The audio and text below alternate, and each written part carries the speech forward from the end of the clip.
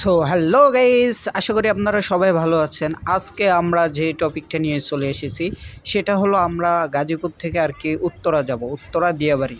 আমরা অনেক দিন প্ল্যান ছিল যে উত্তরা দিয়াবাড়িতে একটু বেশি সময় করে নিয়ে ঘোরাফেরা করব। যদিও সময়ের অভাবে আমরা বিকেলে বের হই, হালকা ঘোরা হয়েছে।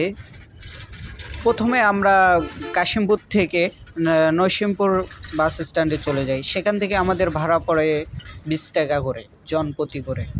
সেখান থেকে 40 টাকা বাস ভাড়া দিয়ে উত্তরা দিয়াবাড়ি মেট্রো রেল প্রদর্শনীয় স্থানে আমাদের নামিয়ে দেন আলিপ একটি পরিবহন। যেহেতু আশুলিয়ার রাস্তার কাজ চলিতেছে, সেজন্য একটু জ্যামজট হতেই পারে।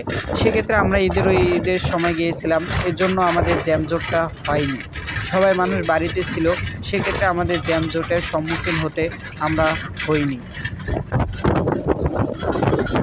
এই যে আমরা কিছুক্ষণের মধ্যে উত্তরা দিয়াবাড়িতে নামলাম। এখানে একটি লেক রয়েছে, সবচেয়ে জনপ্রিয় লেক।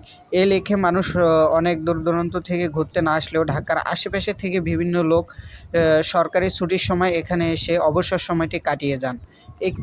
উত্তরা হলো একটি ঢাকার ভিতরে গ্রামীণ সিটির ভিতরে বলা চলে, গ্রাম পরিবেশের একটি সিটি বলে। তাই আপনারা আপনাদের ফ্যামিলি নিয়ে অবসর সময় এখানে এসে সময় কাটাতে পারবেন প্রাকৃতিক পরিবেশের সাথে। এখানে রয়েছে তুরাগ নদীর কিছু সাইট, যা আর কি মানুষের রাইডিং এবং নৌকা, বোট এসব রয়েছে। আপনারা এসব করে ভ্রমণ করতে পারবেন। উত্তরা থেকে আরেকটু সামনে গেলে বিভিন্ন নার্সারি পেয়ে যাবেন।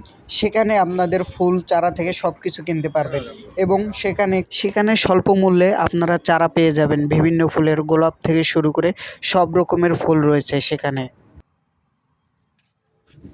আবার অনেকে এখানে আছে ছবি তুলতে আসে এবং ফটোগ্রাফি করতে এখানে চলে আসে, এবং বিভিন্ন নাটক শুটিং এখানে বেশি হয়ে থাকে উত্তরা সিটিতে।